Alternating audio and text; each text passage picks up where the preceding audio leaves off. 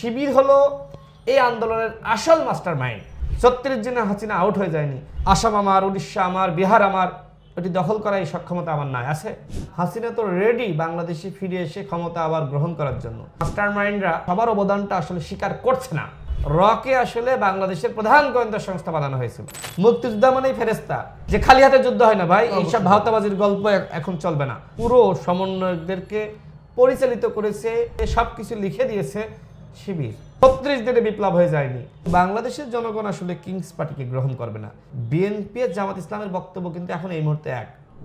দর্শক, স্বাগত জানাচ্ছি দেশ রূপান্তরের বিশেষ আয়োজনে। আজ আমাদের মাঝে অতিথি হিসেবে রয়েছেন গণ অধিকার পরিষদের সাধারণ সম্পাদক রাশেদ খান। রাশেদ খান, কেমন আছেন আপনি? আমি ভালো আছি, আপনি কেমন আছেন? আমিও ভালো আছি। তবে বেশ কিছু বিষয়ে আলোচনা, ইতিমধ্যে আপনার বেশ কিছু বক্তব্য সামাজিক যোগাযোগ মাধ্যমে এক ধরনের আলোচনার জায়গা তৈরি করেছে। সব মিলিয়ে বলতে চাই, এখন কেমন আছেন আর কেমন থাকতে চান? না, আমরা তো একটি অভ্যুত্থান এদেশের ছাত্র জনতা করেছে, তো সেক্ষেত্রে একটি নতুন বাংলাদেশ আমরা উপহার পেয়েছি। এই বাংলাদেশে তো সবাই ভালো থাকতে চায়, আর ভালো থাকার জন্যই তো হাসিনার পতন ঘটিয়েছে সবাই মিলে। আর সেই ভালো থাকার মধ্যে বেশ কিছু ঘটনা, নির্বাচনের নিয়ে একটি আলোচনার প্রধান ডক্টর মোহাম্মদ ইউনূস তিনি দিয়েছেন, তারপর তার প্রেস সচিব তিনি এক রকমের বক্তব্য দিয়েছেন। এই দুই বক্তব্যকে আসলে আপনারা কিভাবে দেখছেন? দেখেন, প্রধান উপদেষ্টা যে কথা বলবেন সেটি আসলে সর্বশেষ কথা। এই কথার পরে আসলে আর কোনো কথা থাকে না।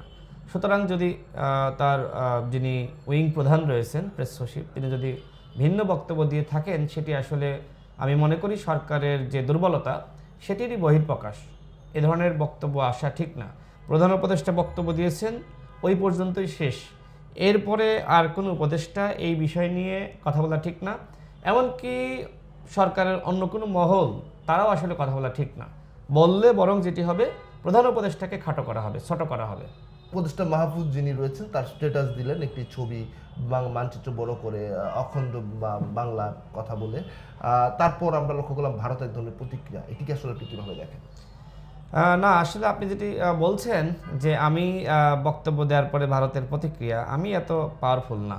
আমি যেটি করেছি যে একজন উপদেষ্টা পদে থেকে এ ধরনের বক্তব্য আসলে দেওয়া যায় না। এই বক্তব্য আমি দিতে পারি, কারণ আমি এই মুহূর্তে রাজনীতি করছি, আমি সরকারের কোনো দায়িত্বে নাই।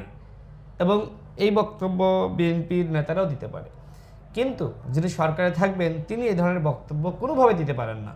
আমি এই বিষয়ে আসলে সমকালে আমাকে একটি প্রশ্ন করা হয়েছিল, ইন্টারভিউ করা হয়, সেখানে আমি এটার আসলে ব্যাখ্যা করি যে কেন আসলে এই ধরনের বক্তব্য দেওয়া ঠিক না। এবং সেই বক্তব্য ইতিমধ্যে সারা দেশের মানুষের কাছে পৌঁছে গেছে। আমার মনে হয় যে উপদেষ্টা মাহফুজ সাহেবের বক্তব্যের প্রেক্ষিতে আমি যে বিশ্লেষণটা দিয়েছি, আমার আগে কেউ হয়তো এই বিশ্লেষণটা দেয়নি বা সাহস করেনি। অনেকে মনে করে যে উপদেষ্টাদের বিষয়ে সমালোচনা করলে এই বুঝি মনে হয় আমার জনপ্রিয়তা নষ্ট হলো। তো আমার কথা হলো যে উপদেষ্টা যেই হন না কেন, তিনি যদি ভুল করেন তার সমালোচনা করতেই হবে। আমি যতক্ষণ পর্যন্ত সরকারের বাইরে সরকারের বিভিন্ন ভুল ভ্রান্তি এগুলো নিয়ে কথা বললে যেটি হবে যে সরকার ওইগুলো শুধরে নিতে পারবে। কিন্তু আমি যদি আসলে সরকারের ভুল নিয়ে কথা না বলে সবসময় ওই হাসিনার আমলের মতন সবসময় হাসিনাকে যেভাবে প্রশংসা করা হয়েছে, এই সরকারকেও সবসময় প্রশংসা করি, তাহলে ওই যে ফুলানো হবে। আর বেলুন যখন ফুলে যায় না, তখন কিন্তু বাস্ট হয়ে যায়। এই সরকার কিন্তু বাস্ট হয়ে যাবে। তো সেই জায়গায় আমরা মনে করি যে সরকারের ভুল ভ্রান্তি নিয়ে সমালোচনা করতে হবে। এবং এই কথা কিন্তু প্রধান উপদেষ্টা নিজেই বলেছে যে আমাদের যত ভুল তত সমালোচনা করেন। মাহফুজ একজন সরকারের উপদেষ্টা তিনি ছিলেন।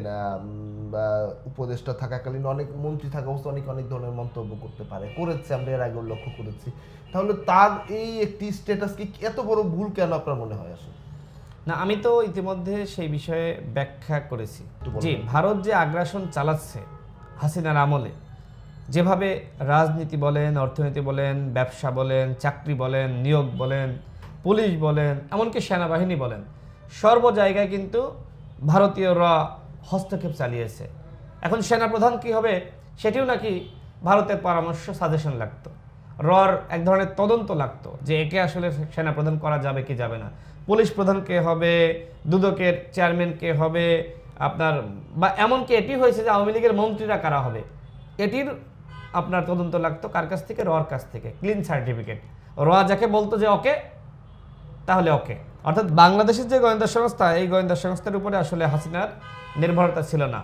তার নির্ভরতা ছিল যে র কি বলে, অর্থাৎ রকে আসলে বাংলাদেশের প্রধান গোয়েন্দা সংস্থা বানানো হয়েছিল এবং ডিজিএফআই, এনএসআই বলেন, এসবি বলেন, তারা আসলে ওই রর অধীনে কাজ করছিল। এই ধরনের একটি পরিবেশ বাংলাদেশে তৈরি করা হয়েছিল।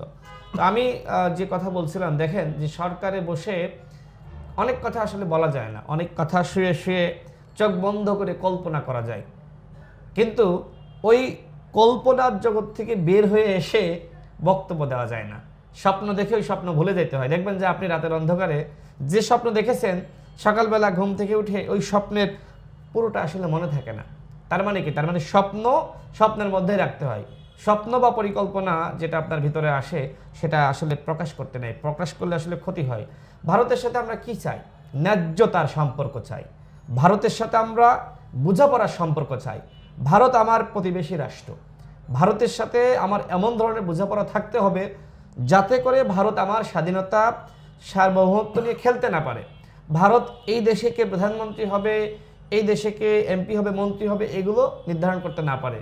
ভারত তো আমরা দেখেছি যে 14 সালে এই হস্তক্ষেপ করেছে, 18তে করেছে, 24-এ করেছে। তো সেই জায়গায় এখন যেটি আমাদের করণীয় সেটি হলো ভারতের আগ্রাসন নিয়ে বাংলাদেশের জনগণকে সচেতন করা, প্রয়োজনে বিক্ষোভ করা, মিছিল করা, সমাবেশ করা, যে কাজগুলো কিন্তু আমরা দীর্ঘ সময় ধরে করে এসেছি। ভারতকে একটি বার্তা দেওয়া যে আমার দেশের জনগণ তারা কিন্তু তোমার এই নগ্ন হস্তক্ষেপ এটি মেনে নিচ্ছে না। কিন্তু এর মানে এই নয় যে আমি আসলে ভারতের সাথে যুদ্ধ করব। আমি যেটি বলেছি সেটি হলো যে এই ধরনের বক্তব্য যখন আমরা দিব যে ভারতের ভূখণ্ড দখল করার পরিকল্পনা সরকারের আছে, তখন কিন্তু এক ধরনের সুযোগ তৈরি করে দেওয়া যুদ্ধ তৈরির। অর্থাৎ ভারত তো একটি বড় রাষ্ট্র, আমাদের থেকে 22-23 গুণ বেশি বড় রাষ্ট্র। সেই জায়গায় ভারতের সাথে তো যুদ্ধ করলে আমরা পারবো না। ভারতের আপনার পারমাণবিক শক্তি রয়েছে, আমার কি আছে? তো সেই জায়গায় আমাদেরকে আমাদের সক্ষমতা অনুযায়ী আমাদের প্রতিবাদ করতে হবে, আমাদের সক্ষমতা অনুযায়ী আমাদের প্রতিরোধ গড়ে তুলতে হবে, আমাদের সক্ষমতা অনুযায়ী আমাদের কথা বলতে হবে। কিন্তু আমি যতটুকু পারি আমার সক্ষমতার বাইরে চলে গেলে কিন্তু আমি আউট হয়ে যাব। আমি সেটাই বলেছি যে আমার সক্ষমতা এই মুহূর্তে আসলে আসাম আমার, উড়িষ্যা আমার, বিহার আমার, ওটি দখল করা এই সক্ষমতা আমার নাই। আছে? আপনি বলেন আছে? নাই।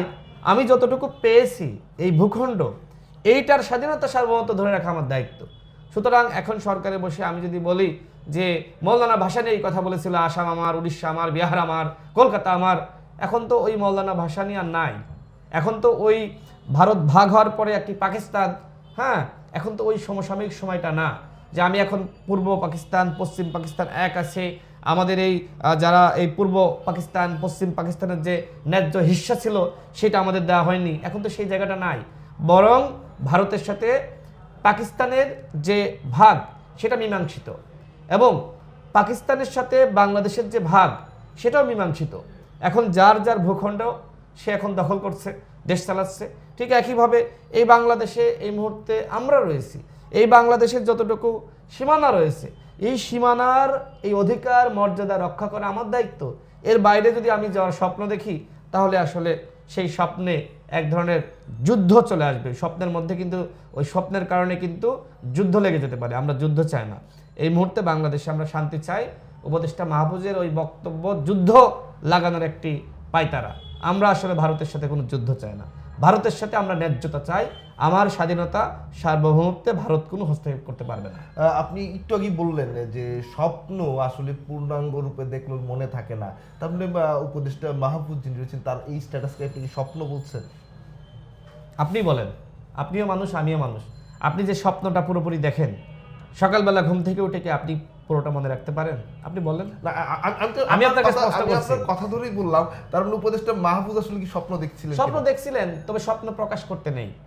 দেখেন, ম্যাক্সিমাম ক্ষেত্রে কিন্তু আমাদের মা বাবা, আমাদের দাদা দাদিরা বলেন যে স্বপ্ন দেখলে এই স্বপ্ন কখনো কাউকে বলো না। কিছু কিছু স্বপ্ন ভিতরে রাখতে হয়। তো পরিকল্পনা থাকতেই পারে যে ঠিক আছে, সময় সুযোগ আসলে ভারতের এই অংশটা আমার বাংলাদেশের মধ্যে আমি নিয়ে নিব। উনি তো মাস্টার মাইন্ড ছিলেন যেহেতু শিক্ষা আন্দোলনের, সেই হিসেবে এইটিকে আসলে এখন তো শিবিরের ঢাকা বিশ্ববিদ্যালয়ের সভাপতি সাদিক কায়েম, তিনি আমার দেশ পত্রিকায় যে একটি কলাম লিখেছেন, আমার দেশ পত্রিকা যেদিন তাদের যে ছাপা প্রথম প্রকাশ করে, তো সেই পত্রিকায় কিন্তু প্রিন্টে গেছে সাদিকের বক্তব্যে। সেখানে যে হেডলাইন, সেই হেডলাইনে বলা হচ্ছে যে গণ অভ্যুত্থানের নৈপথ্যের শক্তি। তো সেই নৈপথ্যের শক্তি আসলে কারা, সেখানে আমি আসলে আস্তে আস্তে পড়লাম যে কি লিখেছে। সেখানে যা দেখলাম যে এই পুরো সমন্বয়কদেরকে পরিচালিত করেছে, তাদেরকে পরামর্শ দিয়েছে, গাইডলাইন দিয়েছে, সব কিছু লিখে দিয়েছে শিবির।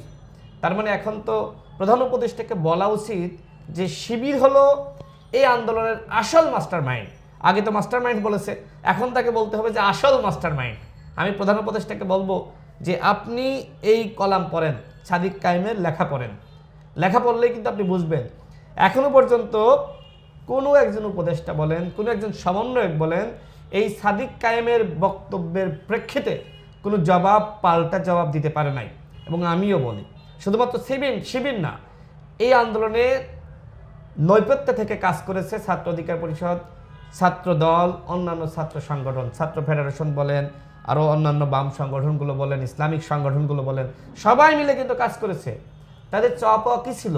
দাবি আদায় করা। এখন সামনে কে থাকলো, পিছনে কে থাকলো, সেটি আসলে দেখার বিষয় না। এই আন্দোলন একটি সার্বজনীন আন্দোলন, এই আন্দোলনে সবার ভূমিকা ছিল। কিন্তু যখন আপনি একজনকে মাস্টার মাইন্ড বানাবেন, তাহলে তো বাকিদেরকেও অস্বীকার করা। এই কারণেই কিন্তু শিবির এখন বাধ্য হচ্ছে যে শিবিরের যে ভূমিকা ছিল সেই ভূমিকা তুলে ধরা, প্রকাশ করা। এখন সাদিক কায়েম আমার ছোট ভাই, আমাদের ইউনিভার্সিটির জুনিয়র, তিনি এই কাজটি কেন করলেন? কারণ শিবির দেখছে যে আমরা এত কিছু করলাম কিন্তু আমাদের ন্যূনতম স্বীকার করা হচ্ছে না। এখন ছাত্র দলের যদি একজন নেতা এইভাবে একটি কলাম লেখে, সেটাও কিন্তু আপনি মানতে বাধ্য। ছাত্রদল বলবে যে এত কিছু করলাম, আমাদের অবদান অস্বীকার করা হচ্ছে। ছাত্র অধিকার পরিষদের সভাপতি বিনয় মোল্লা যদি এখন তার বিস্তারিত গল্প কলাম আকারে লিখে, তখন কিন্তু আপনি তার কথা মানতে বাধ্য। কারণ কি? কারণ সবার অবদান ছিল। দুঃখের সাথে বলতে হচ্ছে আমাদের মাস্টার মাইন্ডরা তারা এই সবার অবদানটা আসলে স্বীকার করছে না, এবং সবার অবদানকে অস্বীকার করার কারণেই প্রত্যেকে এখন নিজের যে ভূমিকা, সেই ভূমিকা তুলে ধরছে বাধ্য হয়ে, যে আমিও গণ অভ্যুত্থানের অংশীদার। এই গণ অভ্যুত্থান শুধু তোমার না, শুধু তোমার নেতৃত্ব হয় নাই। আমরা গত 16-17 বছর ধরে আন্দোলন সংগ্রাম করেছি। আমার হাজারো ভাই গুম হয়েছে, শহীদ হয়েছে, খুন হয়েছে, নির্যাতন নিপীড়নের শিকার হয়েছে। তোমাকে মনে রাখতে হবে যে 36 দিনে বিপ্লব হয়ে যায়নি, 36 দিনে হাসিনা আউট হয়ে যায়নি। ধারাবাহিকভাবে হাসিনা আউট করার প্ল্যান কিন্তু চলছিল ধারাবাহিকভাবে। এখন যেহেতু রাজনৈতিক আন্দোলন করে হাসিনাকে সরানো যাচ্ছিল না, হাসিনা প্রত্যেকটা রাজনৈতিক আন্দোলনকে দমন পীড়নের মাধ্যমে বন্ধ করার চক্রান্ত করছিল, তখন রাজনৈতিক দলগুলো যখন এই কোটা ফিরে আসলো, তখন তারা আলাদা ছক, আলাদা প্ল্যান তৈরি করলো, যেটি এই মাস্টার মাইন্ড ভাইয়েরা তারাও জানতো না। তাহলে মাস্টার মাইন্ডের পিছনেরও মাস্টার মাইন্ড আসলে থাকে, সেগুলো আসল মাস্টার মাইন্ড তো এখন এসে গেল, তারপরে আরো মাস্টার মাইন্ড আসবে। মাস্টার মাইন্ড একের পর এক আসবে, শেষ হবে না, থাকবে। হ্যাঁ, কারণ এই আন্দোলন তো একটি বিশাল আন্দোলন, একটি 16-17 বছরের আন্দোলন। এই আন্দোলন তো একদিনে হয়নি, অনেক পরিকল্পনা আছে। আমার কাছেও তো অনেক পরিকল্পনা অপ্রকাশিত আছে। আমিও তো চাইলে অনেক কলাম লিখতে পারি, হয়তোবা লিখবেন সামনে, সেটি আমরা দেখতে পারবো। এই মাঝখানে একটু বলে যাই, ডিসেম্বর মাস যেহেতু, সেটি নিয়ে এক ধরনের আলোচনা আমরা লক্ষ্য করছি। এবি পার্টির যিনি নেতা রয়েছেন, ফুয়াদ যিনি রয়েছেন, তিনি কিন্তু বলেছেন তিনি 16 ডিসেম্বর মানেন না। আপনি কি মনে করেন 16 ডিসেম্বর মানা না মানার প্রশ্ন আপনার কি মনে হয়? তার এই মানা না মানার ঘটনাটা আসলে আপনি কিভাবে দেখেন একজন রাজনৈতিক সংগঠনের দায়িত্বপ্রাপ্ত নেতা হিসেবে? আমি এতটুকুই বলবো, দেখেন 71-এর সাথে 24-কে মেলানো যাবে না। 71 একটি বিশাল ব্যাপার, একটি ভূখণ্ডের ব্যাপার। 71-এর মাধ্যমে এই যে আমি আপনি বসে আছি, এই ভূখণ্ড পেয়েছি, এর স্বাধীনতা পেয়েছি। আর 24-এর মাধ্যমে এই ভূখণ্ডকে দখল করেছিল আরেকটি দখলদার, সেই দখলদারকে আমরা জাস্ট সরিয়েছি, বিতাড়িত করেছি, কিন্তু আমার ভূখণ্ড কিন্তু রয়েই গেছে। স্বাভাবিকভাবে দখলদার আওয়ামী লীগ দখল করেছিল, তো আপনি কিভাবে 24-এর সাথে 71-কে আপনি মেলান? এটি কোনোভাবেই সম্ভবপর নয়। 16 ডিসেম্বর, হ্যাঁ, আপনি 16 ডিসেম্বরের প্রসঙ্গে আসি। দেখেন, এটি একটি মীমাংসিত ইস্যু। 16 ডিসেম্বরে পাকিস্তানের যে পাক বাহিনী, তারা আত্মসমর্পণ করে কার কাছে? ভারতের যারা বাহিনী ছিল তাদের কাছে, সেনাবাহিনীর কাছে। একটি ষড়যন্ত্র হয়েছিল যে এমএজে উসমানী আসলে তার কাছে আত্মসমর্পণ করলে বেটার হতো, বা বাংলাদেশের যারা সেনাবাহিনী ছিল, সেখানে ভারতের আমাদের মিত্ররা, ওই সময় তো ভারত আমাদের পক্ষে কাজ করে, ভারতের সেনাবাহিনী থাকতো। কিন্তু ভুলটা আসলে ওইখানে হয়ে গেছে। কেন আমাদের হলো? প্রতিনিধিত্ব নিশ্চিত না। কেন হলো? কারণ আসলে আমাদের ওই সময় রাজনৈতিক যারা নেতৃত্ব, তারা আসলে প্রকাশ্যে আসার মতন সেই সৎসাহস তাদের ছিল না। তারা কেন প্রয়োজনে আন্তর্জাতিক মিডিয়ার কাছে তারা কেন প্রেস ব্রিফিং করে, তারা কেন সাংবাদিকদেরকে জানালো না যে আমার দেশ স্বাধীন হয়ে যাচ্ছে, আমার দেশের বিজয় আসছে, আর আমার প্রতিনিধি সেখানে নাই? যদি তারা এই কাজগুলো করতো তাহলে আমি তাদেরকে বীর পুরুষ বলতাম। সাবেক প্রেসিডেন্ট শহীদ জিয়াউর রহমান, তিনিই মূলত আসলে ওই সময় সেনাবাহিনীর মূল নেতৃত্বের জায়গায় ছিলেন। তারা কিন্তু যুদ্ধ আলাদাভাবে পরিচালনা করছিলেন। অর্থাৎ অনেকে বলে থাকতে পারে যে আওয়ামী লীগের নেতৃত্বে স্বাধীনতা যুদ্ধ, আমি বলবো না। ওই সময় যে যুদ্ধ হয়েছে সেটি আসলে সেনাবাহিনীর নেতৃত্বে, সেনাবাহিনীর নেতৃত্বে স্বাধীনতা যুদ্ধ হয়েছে। যারা এই আমাদের অঞ্চলের সেনা যারা ছিলেন, এবং তার অন্যতম নেতা ছিলেন শহীদ প্রেসিডেন্ট জিয়াউর রহমান। তাহলে এই যে ইতিহাস বিকৃত করা, আপনি দেখেন যে পাকিস্তানের পাক বাহিনী, তাদের অস্ত্র, তারা যেভাবে কামান গোলা বারুদ নিয়ে আসলো, খালি হাতে একজন কৃষক, একজন দামাল দাঁড়িয়ে গেছে, দাঁড়াইতে পারে? কিন্তু তার যে যাওয়ার মতো যা কিছু তিনি কিন্তু প্রতিষ্ঠান নেমে গেছে মানুষ। না, নেমেছে ঠিক আছে, কিন্তু খালি হাতে দাঁড়ানো যায় না, খালি হাতে যুদ্ধ হয় না। এই কথা বললে আমি বিশ্বাস করব না। তারা হয়তো পরবর্তীতে ট্রেনিং নিয়ে অনেকে যুক্ত হয়েছে, যুদ্ধে নেমেছে, কিন্তু মূল ভূমিকায়, মূল নেতৃত্বে কিন্তু সেনাবাহিনী ছিল। এবং যারা ওই সময় আপনার ইপিআরের সদস্য ছিল, পুলিশ ছিল, বা যারাই ছিল, বিভিন্ন বাহিনী ছিল, এই সংখ্যাটি একটা জি।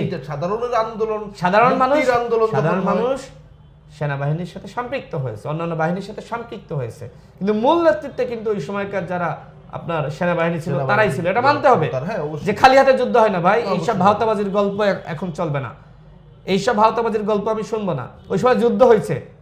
আর এইবার যেটা হচ্ছে 24-এ, সেটা হচ্ছে আন্দোলন হয়েছে, গণ আন্দোলন, এটা যুদ্ধ না। সুতরাং ওই যুদ্ধের সাথে একটি আন্দোলন, গণ আন্দোলনকে মিশ্রিত করা, এটা আসলে বোকামি, এটা ঠিক না। এবং আমি মনে করি একটি মীমাংসিত ইস্যু 16ই ডিসেম্বর আমাদের বিজয় দিবস, এটি নিয়ে এই মুহূর্তে আসলে বিতর্ক সৃষ্টি করা, ইতিহাসে হয়তো ল্যাকিংস থাকতে পারে, তথ্যগত বিভ্রাট থাকতে পারে। আমার মনে হয় যে এখন এই মীমাংসিত ইস্যু নিয়ে বিতর্ক সৃষ্টি করা এটি আসলে ঠিক হবে না। বরং যেটি ইতিহাসগতভাবে আমরা সত্য হিসেবে জেনে আসছি, ওই যে আমি দুর্বলতার কথা বললাম, যে ওই সময় যারা 2-5 জন নেতা কিন্তু দেশে আসলে হয়ে যায়, তারা কিন্তু প্রাণ চলে যাবে এই ভয়ে ফিরে নাই, আত্মগোপনে ছিল বা পালিয়েছিল। তো তারা আসলে কিন্তু আর কেউ বলতে পারতো না যে 16ই ডিসেম্বর আসলে আমি বিজয় দিবস মানতে পারছি না। কিন্তু আপনাকে এটিও স্বীকার করতে হবে, 16ই ডিসেম্বর বিজয় দিবস ছিনিয়ে এনেছিল শহীদ প্রেসিডেন্ট জিয়াউর রহমানরা, ওই সময়কার সেনাবাহিনী। তাদের অবদান যদি আমি এখন 16ই ডিসেম্বর না মানি, তাহলে আমার ওই মুক্তিকামী বাহিনী এবং সেনাবাহিনীর অবদান অস্বীকার করা হবে। কারণ তারা কিন্তু সেখানেই শেষ করেছে, ওই দিনই বিজয়, ওই দিনই শেষ, এরপরে কিন্তু আর যুদ্ধ হয়নি। একজন মুক্তিযুদ্ধর সামাজিক যোগাযোগ মাধ্যমে রীতিমতো ভাইরাল এবং আলোচনার কেন্দ্রে উঠে এসেছে কুমিল্লা একজন মুক্তিযোদ্ধার গলায় জুতার মালা পরিয়ে ঘোরানো হয়েছে, তার কলারে ধরা হয়েছে। এটিকে রাজনৈতিক বিজয়ের মাস চলছে এবং আমি বারবারই বলছি, একজন ছাত্র আন্দোলন থেকে শুরু করে এখন রাজনৈতিক সংগঠনের নেতৃত্ব দিচ্ছেন, এটিকে আপনি কিভাবে মূল্যায়ন করবেন? দেখেন, তিনি কি মুক্তিযোদ্ধা শুধু, নাকি আওয়ামী লীগ নেতা? উবায়দুল কাদের কিন্তু মুক্তিযোদ্ধা। এখন যদি আপনি উবায়দুল কাদেরকে বলেন যে মুক্তিযোদ্ধা উবায়দুল কাদের, আর আওয়ামী লীগ নেতা, আওয়ামী লীগের সাধারণ সম্পাদক, সেটি বাদ দিয়ে দেন, তাহলে কিন্তু দুই রকম বিষয় হয়। এখন আমাদের দেশের গণমাধ্যম যেটি করছে যে একজন মুক্তিযোদ্ধাকে জুতার মালা পরিয়ে লাঞ্ছিত করা হয়েছে, কিন্তু ওই এলাকার মানুষের কাছে খোঁজ নেন, সে আওয়ামী লীগের নেতা, সে দখলদারিত্ব করেছে বিভিন্নভাবে, যারা ভিন্ন মতের তাদের উপর নির্যাতন নিপীড়ন করেছে, এবং তার বিষয়ে কিন্তু ফেস দ্য পিপল আপনি দেখেন যে একটি জনপ্রিয় অনলাইন প্ল্যাটফর্ম, সেখানে কিন্তু বিস্তারিত তার কুকর্ম অপকর্ম তুলে ধরা হয়েছে। এখন আপনি যদি মনে করেন যে আওয়ামী লীগ মানেই ফেরেস্তা, মুক্তিযোদ্ধা মানেই ফেরেস্তা, তাহলে তো হবে না। মানুষের তো ক্ষোভ ছিল। আওয়ামী লীগের এই মাস্তানরা, গুন্ডারা, তারা কি করেছে আপনি নিশ্চয়ই জানেন যে গ্রামগঞ্জে আওয়ামী লীগের প্রতি মানুষের এত ক্ষোভ কেন তৈরি হলো? কারণ তারা ভিন্ন মতের মানুষকে ঘরে ঘুমাতে দেয়নি। এই যে মুক্তিযোদ্ধার কথা আপনি বলছেন, কানু সাহেব, মানে পাল্টাপাল্টি চলবেই তাহলে। কানু সাহেব, তিনি তো ওই এলাকার মানুষকে ঘরে ঘুমাতে দেননি। তিনি যদি ভালো মানুষ হতেন তাহলে তাকে নিয়ে আসলে আমি এ ধরনের মন্তব্য করতাম না। কিন্তু তার বিষয়ে এখন পর্যন্ত যে তথ্যপাত্য আসলো সেটা হলো তিনি আওয়ামী লীগ। সুতরাং তাকে এবং তিনি সম্ভবত আবার আমরাও যেটা লক্ষ্য করলাম কৃষক দলের কেন্দ্রীয় নেতা ছিলেন, এবং তিনি ওই সময় আবার আওয়ামী লীগ নেতার ধারা আবার এলাকায়ও থাকতে পারেননি সম্ভবত। এটিও সম্ভবত শুনেছি, এটি আপনি আসলে জানেন কিনা? এটি তাদের অভ্যন্তরীণ কোন্দল। কিন্তু দিন শেষে আইন আদালত বিচার ব্যবস্থা থাকার পরে এই একজন ঘটনা, দিন শেষে মুক্তিযোদ্ধার জায়গায় আপনি বলেছেন ওবায়দুল কাদেরও মুক্তিযোদ্ধা, এবং তিনি একভাবে এখন পালিয়ে দেশ ছেড়েছেন, তাহলে তার ক্ষেত্রে যদি সেটা আলোচনার জায়গা হতো কিনা। কিন্তু দুইটার মধ্যে পার্থক্যের জায়গা আসলে এই সময় এইটা কি সাধারণ বা জায়গা থেকে কেউ সেটি কি করাটাকে সমীচীন ভাবেন কিনা, নাকি অপরাধ থাকলে আইনের দ্বারস্থ হওয়া উচিত ছিল বলে? আমি আসবো সেখানে। দেখেন, সব মুক্তিযোদ্ধাই কিন্তু নিরপরাধ না। আমরা দেখেছি যে যুদ্ধের পরে অনেক যোদ্ধা তারা কিন্তু বিভিন্নভাবে পথভ্রষ্ট হয়েছে। অনেক মুক্তিযোদ্ধা অস্ত্র জমা দেয়নি, সেই অস্ত্র ব্যবহার করে ডাকাতি করেছে, অন্যায় করেছে, এই বিষয়গুলো কিন্তু আমরা জানি। সুতরাং আপনাকে মাথায় রাখতে হবে যে আওয়ামী লীগ নেতারা যারা মুক্তিযোদ্ধা ছিলেন তারা কিন্তু সবাই ভালো না, খারাপ ভালো সব জায়গায় আছে। কিন্তু কথা হলো যে তার সম্পর্কে এখনো পর্যন্ত যে তথ্যপত্র হাতে পেয়েছি তাকে আসলে খুব বেশি ভালো মানুষ বলা যাচ্ছে না। এখন দেখেন যে একজন ভালো মানুষকে তো এইভাবে কেউ জুতার মালা পরিয়ে লাঞ্ছিত করে না। তার উপর ওই এলাকার মানুষের ক্ষোভ ছিল, জমানো ক্ষোভ, সেই ক্ষোভের বহিঃপ্রকাশ। এখন ওবায়দুল কাদের কি বলেছিল? ওবায়দুল কাদের বলেছিল যে যদি আওয়ামী লীগের পতন হয় তাহলে এক রাতেই 3 লাখ মানুষ মারা যাবে। তার মানে কি? তারা জানতো যে আমরা কিভাবে ভোট চুরি করেছি, অন্যায় করেছি, অপরাধ করেছি, আমাদের উপর মানুষের এত ক্ষোভ যে আমরা চেয়ার থেকে সরে গেলেই মানুষ আমাদের আর প্রাণে বাঁচিয়ে রাখবে না। তো সেই ভয়ের জায়গাটা কেন তৈরি হলো? কারণ অপরাধ করেছে। আজকে দেখেন, আসলে কি 3 লাখ মানুষ মারা গেছে? ভিন্ন মতের মানুষ, এদেশের সাধারণ মানুষ অনেক সহনশীলতার পরিচয় দিয়েছে। এই কারণে দেখেন যে আমার মনে হয় যে গণঅভ্যুত্থানের পরে আপনার ওইভাবে রাজনৈতিকভাবে আপনার 10 জনও মারা যায়নি, 10 জনও মারা যায়নি, 10 জনও না, সংখ্যাটা 10 জনও না। সেই জায়গায় যে ঘটনা ঘটেছে অবশ্য অনাকাঙ্ক্ষিত, কিন্তু আমার কথা হলো যে তার নামে হত্যা মামলা সহ 10টা মামলা, তাকে কেন গ্রেপ্তার করা হলো না অভ্যুত্থানের পরে? তিনি কি অভ্যুত্থানের পক্ষে ছিলেন? যদি তিনি অভ্যুত্থানের পক্ষে থাকতেন তাহলে তিনি আওয়ামী লীগ করেন নাকি অন্য দল করেন, ডাজেন্ট ম্যাটার, তাকে আমি শ্রদ্ধা জানাতাম, প্রতিবাদ জানাতাম যে ঘটনা ঘটেছে। না, আমি বলছি যে মানুষের ক্ষোভকে আপনি কিভাবে প্রশমিত করবেন? ওই কানু সাহেবরা তো মুক্তিযোদ্ধার পরিচয় বহন করে মানুষের কণ্ঠকে রুদ্ধ করেছে, নির্যাতন করেছে, নিপীড়ন করেছে। এখন ওনার ভাগ্য ভালো যে গণপিটুনি দিয়ে মানুষ ওনাকে নির্মমভাবে প্রহার করে নাই। নিন্দাও জানিয়েছে। আমি সেটাই বলছি যে ওনার ভাগ্য ভালো যে মানুষ কিন্তু ওই পর্যন্ত যায়নি, কিন্তু মানুষের ক্ষোভ আছে, ক্ষোভ থাকার কারণে কিন্তু অনাকাঙ্ক্ষিত ঘটনা ঘটেছে। কিন্তু যদি তাকে আসলে ওই মামলায়, হত্যা মামলা সহ যতগুলো মামলা, তাকে যদি কারাগারে বন্দী করে রাখা হতো, এই অভ্যুত্থানের পরে মিনিমাম 1 লাখ আওয়ামী লীগের নেতাকর্মীকে গ্রেপ্তার করা দরকার ছিল। তাহলে কিন্তু এই অরাজকতা বলেন, অস্থিতিশীল পরিবেশ বলেন, এগুলো হতো না। যে সরকার আওয়ামী লীগের প্রতি এক ধরনের নমনীয়তা এবং সহনশীলতা দেখিয়েছে। আমরা লক্ষ্য করেছি গ্রেফতার করেছে, তাদের পুলিশের নিরাপত্তায় ডিম ছোড়া হয়েছে। কয়জনকে গ্রেফতার করেছে? আওয়ামী লীগের হাইকমান্ড কাউকে গ্রেফতার করেনি, কিন্তু মানে একদম বরাবর ওবায়দুল কাদের অনেকদিন এই গভর্নমেন্ট চলাকালীন অবস্থায় তিনি বাংলাদেশেই ছিলেন, আমরা যেমনটি জানতে পারলাম। তারপর সেভ এক্সিট তিনি করলেন। এই যে ঘটনাগুলো, তাহলে এক দেশে দুই রকম, এক দলের দুই রকম নীতি হলো কিনা? এখন বিষয়টা হলো যে এই সরকারের এই সময় আমরা দেখলাম যে 3 মাস নিরাপদে ওবায়দুল কাদের বাংলাদেশে থাকলেন, 3 মাস। এর মধ্যে তাকে ধরার জন্য কোনো অভিযান আমরা দেখি নাই। তার মানে কি? তার মানে তিনি বিশেষ স্থানে নিরাপদে ছিলেন। ঠিক একইভাবে ওই বিশেষ স্থানে বা বাংলাদেশে বিভিন্ন জায়গায় নিরাপদে এখনো পর্যন্ত শেখ পরিবারের সদস্যরা এখনো পর্যন্ত নিরাপদে আছে, তাদের একজনকেও ধরে নাই। শেখ পরিবারের আছে, ম্যাক্সিমামই দেশে আছে। শেখ পরিবারের একজন সদস্য এখনো পর্যন্ত, যারা এমপি মন্ত্রী হয়েছিল, একজনও গ্রেপ্তার হননি। ঠিক একইভাবে আওয়ামী লীগের হাইকমান্ডার যারা আসলে আওয়ামী লীগ চালাতো, এখনো পর্যন্ত সেই আওয়ামী লীগের পরিচালকদের একজনকেও গ্রেপ্তার করা হয়নি। ওবায়দুল কাদের, জাহাঙ্গীর কবির নানক, বাহাউদ্দিন, নাসিম, হানিফ, এনামুল হক, শামীম, এই যে ওবায়দুল কাদের কেন্দ্র করে যে ধরনের সিন্ডিকেট তৈরি হয়েছিল বলাই, বাকিরা যাদেরকে গ্রেপ্তার করেছে এরা আওয়ামী লীগের কোনো প্রভাবশালী জায়গায় ছিল না। এরপরে আসাদুজ্জামান খান কামাল, হাসান মাহমুদ, এরকম যারা আছে ওই উবায়দুল কাদের সিন্ডিকেটের অংশ বা শেখ হাসিনার বিশ্বস্ত, শেখ হাসিনা যাদের মাধ্যমে মাফিয়াতন্ত্র প্রতিষ্ঠা করেছিল তাদের একজনকেও ধরে নাই। তার মানে এই সরকার, এই যে আওয়ামী লীগের প্রতি ভালোবাসা বা সফট কর্নার এই সরকারের রয়েছে, এই কাজের মাধ্যমে প্রমাণিত হচ্ছে। এই জায়গায় জনগণের তো ক্ষোভ কিছু থাকতেই পারে যে সরকার কেন আওয়ামী লীগকে ধরছে না। তো যখন আইনের শাসন প্রতিষ্ঠা হবে না, যখন আইনের ব্যবহার পুলিশ করবে না, তখন তো সাধারণ মানুষ স্বাভাবিকভাবে আইন নিজের হাতে তুলে নিতে চেষ্টা করবে। এ ধরনের ঘটনা কিন্তু সরকারের কারণেই ঘটছে। বুঝতে পেরেছি। আমরা যদি বলি আপনাকে আগামী নির্বাচন আসলে কবে নাগাদ হচ্ছে, আপনার কি মনে হয়? আগামী নির্বাচন প্রধান উপদেষ্টা তিনি বলেছেন যে 25 সালের শেষ বা শুরুতে। আর তার প্রেস সচিব তো, তাই তো, উনি আরেকটি বক্তব্য দিয়েছেন। তো ওনার বক্তব্য তো আর প্রধান উপদেষ্টার বক্তব্য এক হওয়া দরকার ছিল। এখন ভিন্ন বক্তব্য কেন আসলো সেটি আসলে আপনারা সাংবাদিকরা তাকে জিজ্ঞেস করতে পারেন যে আপনি কেন প্রধান উপদেষ্টাকে ওভারটেক করে আরেকটি বক্তব্য দিলেন। এখন প্রধান উপদেষ্টা আরেকটা কথা কিন্তু তিনি বলেছেন যে আরও বেশি সংস্কার করতে হলে আরও 6 মাস। তো উনি কি আসলে ওই 6 মাস অ্যাড করে বক্তব্য দিয়েছেন কিনা সেটিও আসলে দেখার বিষয়। তবে আমার মনে হয় যে প্রধান উপদেষ্টা যে বিষয়ে বক্তব্য দেন সে বিষয়ে আর কারোর আসলে বক্তব্য দেওয়া মোটেও সমীচীন না।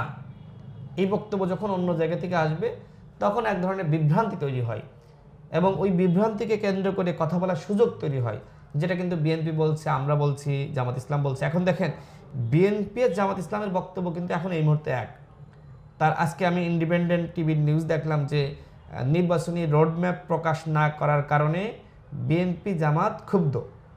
এক ধরনের সরকারের সঙ্গে অসন্তুষ্টির জায়গা তৈরি হয়ে গেছে। হ্যাঁ, অসন্তুষ্টির জায়গা তো অবশ্যই তৈরি হয়েছে। সরকারকে বলবো যে আপনারা যতদিনই থাকেন আপনারা একটি রোড ম্যাপ দেন, এটি আপনাদের জন্য ভালো হবে। সন্দেহ সংশয় আসলে থাকবে না। এখন আসলে দলগুলো যেটি মনে করছে যে এই সরকার হয়তো আরেকটি 1-11 হবে, এই সরকার হয়তো বিএনপিকে মাইনাস করার প্ল্যান করছে, জামাতকে মাইনাস করার প্ল্যান করছে, অন্য দলকে মাইনাস করে আরেকটি দল গঠন করে সরকার আসলে ক্ষমতায় আসার চক্রান্ত করছে। সেই দলটা কারা? সেই দলটা কারা এই মুহূর্তে আপনিও জানেন, আমিও জানি যে নতুন একটি দলের আলোচনা আসছে। দল করুক, কোনো সমস্যা না, কারা যদি একটু বলতেন আপনাদের জায়গা থেকে। এখন যারা ছাত্ররা আছে, নাগরিক কমিটি আছে, তারাই বলছে। আমার কথা হলো যে সরকারের সাথে ন্যূনতম যাদের সম্পর্ক আছে তাদের সহযোগিতা নিয়ে দল আসলে গঠন হতে পারে না। কেউ যদি দল করতে চায়, যেমন আপনি চাইলে অভ্যুত্থানের পরে একটি দল আপনি করতে পারেন, আপনার সরকারের সাথে কোনো সম্পর্ক নাই, কিন্তু সরকারের সাথে যাদের সম্পর্ক আছে, সরকারের কোথায় কে বসবে, কোথায় থেকে কাকে নামাবে, এই সিদ্ধান্ত যারা নেন, তারা যদি আবার দল গঠন করেন তাহলে কিন্তু ওইটাকে বলবে কিংস পার্টি। বাংলাদেশের যে চারিত্রিক বৈশিষ্ট্য, মানুষের যে চিন্তা চেতনা, এর সাথে আসলে কিংস পার্টি মানুষ গ্রহণ করবে না। আপনি কি বলছেন সরকার আসলে কিংস পার্টি লালন করছে এবং তাদের কাছে ক্ষমতা হস্তান্তর করবে, এরকম কিছু? সরকারের অনেকের এরকম প্ল্যান থাকতেই পারে। অন্যথায় বিএনপির মতন বড় দল, জামাতের মতন বড় দল, তারা এই বিষয়গুলো নিয়ে হঠাৎ করে কেন তৎপর হলো? তাদের কাছে তথ্যপাত্র আই থিঙ্ক আমার থেকে বেশি। তারা ভাবতে পারে যে আমাদেরকে বাদ দিয়ে সরকার আরেকটি গোষ্ঠী, আরেকটি মহলকে ক্ষমতায় আনার চেষ্টা করছে বা চক্রান্ত করছে। এই কারণে হয়তো সরকারকে চাপ দেওয়ার জন্য তারা নির্বাচন নিয়ে বা রোডম্যাপ নিয়ে বেশি তোড়জোড় চালাচ্ছে, এটি হতে পারে। আমি ক্লিয়ার আসলে কোনো কিছু জানি না, তবে আমি এতটুকু স্পষ্ট করতে চাই, সেটি হলো যে সরকারের সাথে প্রত্যক্ষ বা পরোক্ষ সম্পর্ক আছে এরকম কারোর সহযোগিতা নিয়ে যদি কোনো দল গঠিত হয়, সেই দল আসলে হবে কিংস পার্টি এবং বাংলাদেশের জনগণ আসলে কিংস পার্টিকে গ্রহণ করবে না। কিন্তু যারা অতীতে আন্দোলন সংগ্রাম করেছে, যারা সরকারের সাথে ন্যূনতম সম্পর্ক নাই, সরকারের সাথে যাদের শতভাগ দূরত্ব আছে, তারা যদি আবার দল গঠন করে তাহলে সেটা কিংস পার্টি হবে না। আমি তাদেরকে সাধুবাদ জানাচ্ছি যে আপনারা সরকারের সাথে সম্পর্ক যাদের নাই তারা দল গঠন করেন। আওয়ামী লীগ ফিরে আসার সম্ভাবনা দেখছেন কিনা? আওয়ামী লীগ ফিরে আসার সম্ভাবনা তো উড়িয়ে দেওয়া যায় না। আওয়ামী লীগ একটি বড় দল, তাদের বিষয়ে যদি আপনি সিদ্ধান্ত না নিতে পারেন, পদক্ষেপ না নিতে পারেন, আওয়ামী লীগের অপরাধীদের গ্রেপ্তার না করেন, তাহলে তো ফিরে আসতে পারে। হাসিনা তো রেডি বাংলাদেশে ফিরে এসে ক্ষমতা আবার গ্রহণ করার জন্য। সে কিন্তু সব কিছু গুছিয়ে রেখেছে। এখন তার এই গুছানো সংসারটা যদি আপনি তছনছ করে দিতে না পারেন, তাহলে হাসিনা অবশ্যই কামব্যাক করবে বাংলাদেশে এবং সেই দায় এই অন্তর্বর্তীকালীন সরকারকে নিতে হবে।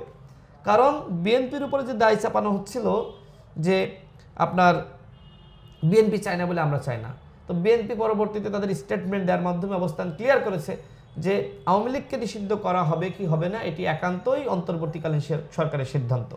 এখন প্রধান উপদেষ্টা যেমনিভাবে বিএনপির ঘাড়ে দায় চাপিয়ে বলছিলেন যে আমরা আগামী নির্বাচনে তাদেরকে আসার সুযোগ দিব, আমরা আওয়ামী লীগকে নিষিদ্ধ করব না, আমি প্রধান উপদেষ্টা মহোদয়কে প্রশ্ন করতে চাই যে এই মুহূর্তে তো বিএনপি দ্রুত নির্বাচন চায়, রোডম্যাপ চাই, আপনি শুধুমাত্র মানে ওই নিষিদ্ধের বিষয়ে বিএনপির ঘাড়ে বন্দুক ঠেকালেন, কিন্তু এই যে রোডম্যাপ বিএনপি চায় এই বিষয়ে আপনি কোনো বক্তব্য দিলেন না। তাহলে তো বোঝা যাচ্ছে যে এটা আসলে প্রধান উপদেষ্টার এক ধরনের চতুরতা ছিল, এটা আসলে অন্যান্য উপদেষ্টাদের এক ধরনের চতুরতা ছিল। আমরা রাজনীতি করি, আমরা কিন্তু এগুলো খুব সহজে ধরতে পারি। অনেক কথাই হলো, এই চতুরতার গল্প বললেন কিংবা রাজনৈতিক সমীকরণের কথা বললেন, আওয়ামী লীগের ফিরে আসার কথা বললেন। তো সামনের দিনের যে পথ চলা, সেই পথ চলায় সরকারের এক ধরনের পথযাত্রী সহযাত্রী আপনারা ছিলেন, হঠাৎ করে দূরে সরে যাওয়ার কারণটা আসলে কি? না, আমরা তো সরকারের পথযাত্রী সহযাত্রী না, আমরা তো কোনো ধরনের কিংস পার্টি গঠন করি নাই। আমরা 18 সালে কোটা সংস্কার আন্দোলন করেছি, এরপরে আমরা আন্দোলন সংগ্রাম আরও করেছি, আমরা তারপরে 2021 সালে আমরা দল গঠন করেছি। ওই সময় তো কোনো সরকারের নামানো বা ওঠানোর বিষয় ছিল না, বা সরকারের সাথে কোনো সম্পর্ক তৈরি করে দল গঠন করা সেটাও তো কোনো বিষয় না। আমরা আসলে একটি নিরেট আন্দোলন সংগ্রামের মাধ্যমে যেভাবে দল গঠিত হয় ওই একটি দল ওইভাবে আমরা কিন্তু গঠন করেছি যে আমরা আন্দোলন থেকে উঠে আসা শক্তি। সরকারের সহযোগিতা নিয়ে গণ অধিকার পরিষদ গঠিত হয়নি। তো আবার এই সরকার যে আছে এই সরকারের সাথে তো আমাদের সম্পর্ক নাই। এই সরকার একটি অন্তর্বর্তীকালীন সরকার, তার সাথে আমাদের যে সম্পর্ক আছে নিরপেক্ষতার সম্পর্ক, এবং এই সম্পর্ক অন্যান্য দলের সাথেও আছে, বিএনপির সাথে আছে, জামাতের সাথে আছে। দল হিসেবে যতটুকু সরকারের সাথে সম্পর্ক রাখা দরকার সেটি আছে, কিন্তু আমরা তো সরকারের সুবিধাভোগী না। সরকারের সুবিধা নিয়ে আমরা নতুন কোনো পার্টি গঠন করতে চাই সেটিও না। সুতরাং দূরত্ব তৈরি হওয়া সেটা তো পরের বিষয়। সবশেষে একটি প্রশ্ন, একটি মানুষ আলোচনা আসছে, আগেই ভালো ছিলাম না এখন ভালো আছেন, এখন রাজনৈতিক নেতারা বলতে শুরু করেছে যে আসলে সংকট তৈরি হচ্ছে, রাজনৈতিক সংকট তৈরি হচ্ছে, অস্থিরতা তৈরি হচ্ছে, সরকারের সমালোচনা করছে। এখন বলবো, এখন কেমন আছেন, আগে কেমন ছিলেন এবং সামনে কেমন থাকতে চান? অবশ্যই হাসিনার আমলের থেকে এখনকার আমলে মানুষ ভালো আছে, শুধু আমি না, সবাই ভালো আছে। এখন আমরা কথা বলতে পারছি, আমরা এখন বুক ফুলিয়ে চলতে পারছি, আমাদের ন্যূনতম হইলেও নিরাপত্তা আছে বলে আমরা মনে করছি। সুতরাং কোনোভাবেই বলা যাবে না যে হাসিনার আমলে ভালো ছিলাম। তবে এক ধরনের বয়ান সৃষ্টি করার চক্রান্ত চলছে যে এই আমলে দ্রব্যমূল্যের দাম বেড়ে গিয়েছে, আইন শৃঙ্খলা পরিস্থিতি নিয়ন্ত্রণে নাই, এই সমস্যা ওই সমস্যা, হাসিনার আমলেই ভালো ছিলাম। এই বয়ান মূলত আওয়ামী লীগে যারা আছে তারা সৃষ্টি করার চক্রান্ত করছে। সরকারকে বলবো, আপনারা যদি সতর্ক না হন, আপনারা যদি আওয়ামী লীগের নেতাদেরকে গ্রেপ্তার না করেন, আপনারা যদি আওয়ামী লীগকে নিষিদ্ধ না করেন, আপনারা যদি শেখ পরিবারকে রাজনীতিতে অবাঞ্ছিত ঘোষণা না করেন, আপনারা যদি ডিসি এসপি থেকে শুরু করে বিভিন্ন সরকারের অঙ্গ পতঙ্গে বিভিন্ন জায়গায় আওয়ামী লীগের যারা রয়েছে তাদেরকে সরিয়ে না দেন, আপনারা যদি আওয়ামী লীগের সুবিধাভোগীদেরকে আরও বেশি পদায়িত করেন, তাহলে কিন্তু আপনারা বিপদে পড়বেন। সুতরাং আমরা বলতে চাই যে আপনারা এদেরকে গ্রেপ্তার করেন এবং একই সাথে আওয়ামী লীগের সুবিধাভোগীদেরকে সরিয়ে দেন, তাহলে কিন্তু ওই বয়ানটা আর প্রতিষ্ঠিত হবে না, প্রতিষ্ঠিত করতে পারবে না, দেশ আপনারা ভালোভাবে চালাতে পারবেন। ধন্যবাদ আপনাকে। দর্শকরা শুনছিলেন আজকের আয়োজনে বিভিন্ন কথা কিন্তু বলেছেন গণ অধিকার পরিষদের সাধারণ সম্পাদক রাশেদ খান। পরবর্তী অনুষ্ঠানে নতুন কোনো অতিথির সঙ্গে দেখা হবে নতুন কোনো আয়োজনে। সে পর্যন্ত ভালো থাকুন, সুস্থ থাকুন।